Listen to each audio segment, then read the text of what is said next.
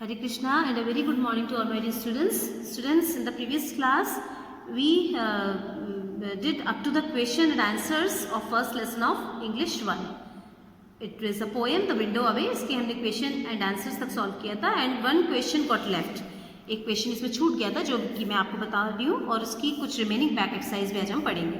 6th question है इसमें find a word in the poem that means आपको word में पोएम में वो वर्ड फाइंड करना है जिसका मीनिंग है a sweet liquid produced by flowers. Flowers के द्वारा वो लिक्विड जो कि स्वीट लिक्विड जो के द्वारा प्रोड्यूस किया जाता है दैट इज कॉल्ड नेक्टर, शहद, मकरंद, सॉरी उनको क्या बोलते हैं, मकरंद बोलते हैं. Okay, next to run with quick short steps, दौड़ना जल्दी जल्दी छोटे स्टेप्स के साथ में that is called hop. Okay, चलिए अब हम इसकी ग्रामर वर्कशॉप देखते हैं. एपोस्ट्रोफे से रिलेटेड एक्सरसाइज है स्टूडेंट से. एपोस्ट्रोफे कहाँ कहाँ यूज किया जाता है इसमें हम इस एक्सरसाइज के थ्रू हम समझेंगे. ओके, चलिए सेंटेंस रीड करते हैं. When you didn't reply I realised I had landed on the wrong planet. When you didn't reply, जब आपने रिप्लाई नहीं दिया मेरे को लगा कि मैं एक गलत प्लैनेट पर लैंड कर गया हूँ, आ गया हूँ, पहुँच गया हूँ. ठीक है, अब यहाँ पर आप देख रहे हो कि डिड एन एपोस्ट्रोफे टी, इसको क्या बोलते हैं, डिड नॉट भी बोलते हैं इसको. इसका यहाँ पर शॉर्ट फॉर्म लिखा हुआ है. ठीक है, सेकेंड सेंटेंस देखते हैं. We shouldn't make a noise in the classroom. So we shouldn't, should an apostrophe t, और हम इसको कैसे प्रोनाउंस करते हैं, शुडंट. और जब हम इसको, ये इसका शॉर्ट फॉर्म है, मतलब एपोस्ट्रोफे लगकर शॉर्ट फॉर्म बन जाता है. और जब हम इसका फुल फॉर्म लिखते हैं तो क्या होता है, शुड नॉट. ठीक है, we shouldn't make a noise in the, जब एपोस्ट्रोफे लगकर लिखा हुआ था हम इसको शुड नॉट नहीं पढ़ेंगे, हम इसको पढ़ेंगे शुडंट. ठीक है, we shouldn't make a noise in the classroom, हमको क्लासरूम में नॉइज नहीं करनी चाहिए. Mister Patil's house is very big, mister Patil का हाउस बहुत बड़ा है. Mister Patil's house, mister Patil का घर बहुत बड़ा है. Okay, he hit Karan's bag, उसने करण का बैग छुपा दिया. ठीक है, अब यहाँ पर आप देख रहे होंगे इन सेंटेंसेस 1 and 2, इन 1 और 2 सेंटेंसेस में the words didn't and shouldn't have an apostrophe, उनमें एक से एपोस्ट्रोफे लगा हुआ है. ऐसे An apostrophe is used to show that one or more letters or numbers have been left out. ये apostrophe इन वर्ड जब हम लगा होता है तो ये हमको इससे पता लगता है कि इनमें एक या दो लेटर इन वर्ड्स में छुपाए गए हैं. जब हम शॉर्ट फॉर्म लिखते हैं ना, जैसे डिडंट, इसका फुल फॉर्म होता है did not.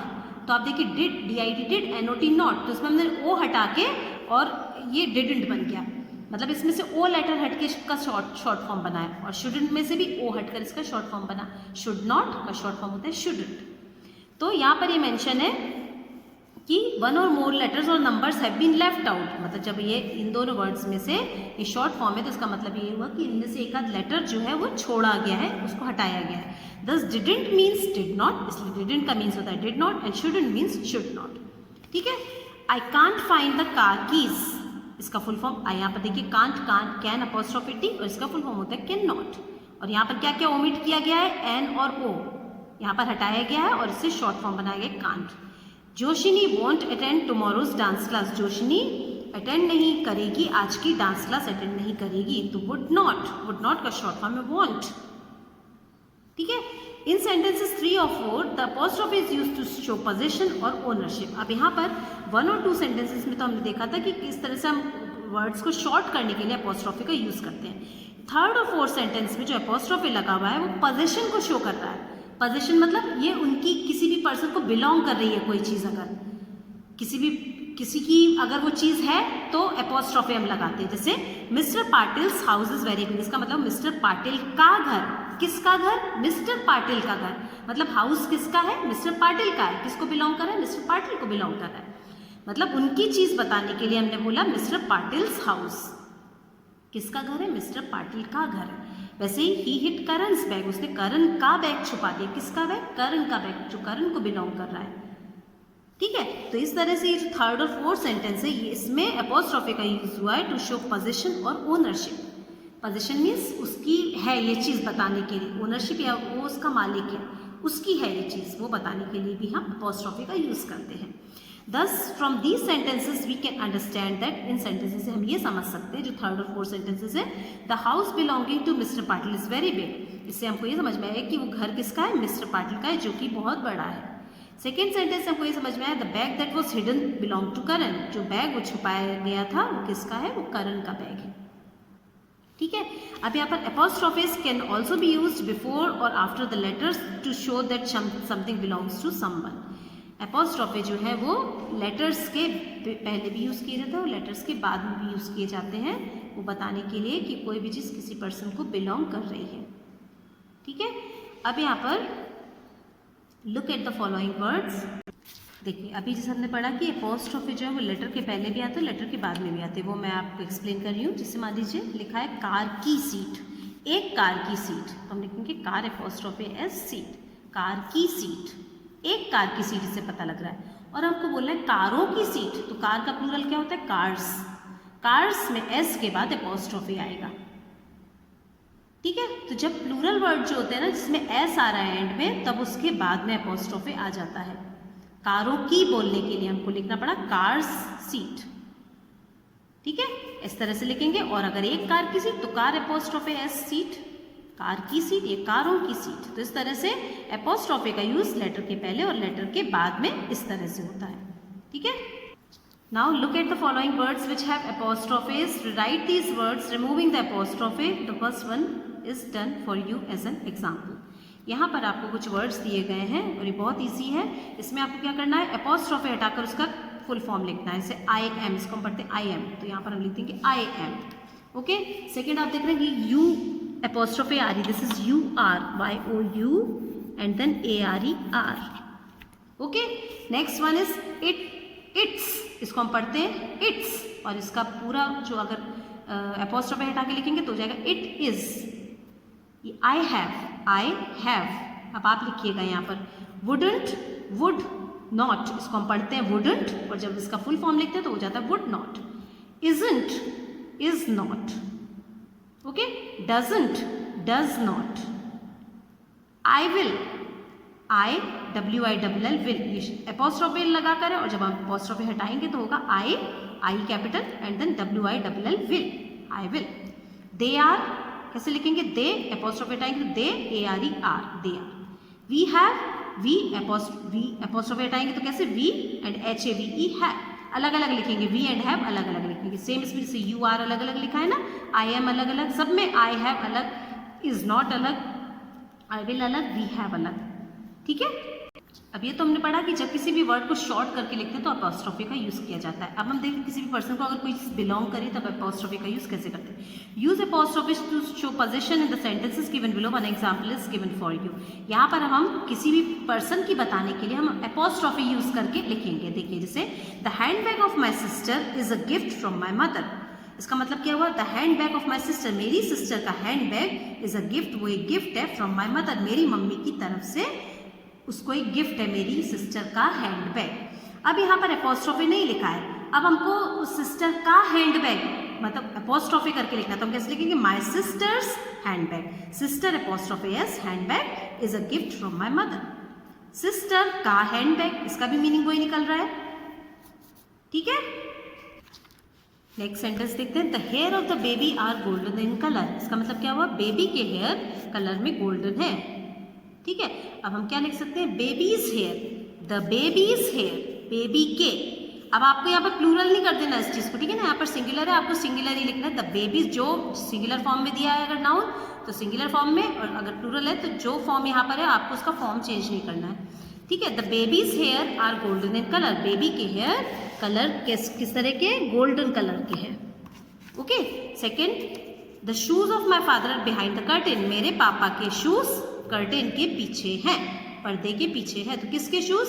My father's shoes, father apostrophe S, shoes are behind the curtain, full stop एंड में। Okay, next, the doll of the girl has blue eyes. इसका मतलब क्या हुआ? गर्ल की जो डॉल है, गर्ल की डॉल हैज ब्लू आईज, उसकी कैसी आईज है? ब्लू आईज है। तो कैसे लिखेंगे? The girl's doll, girl apostrophe S, doll has blue eyes, girl's doll has blue eyes. Clear?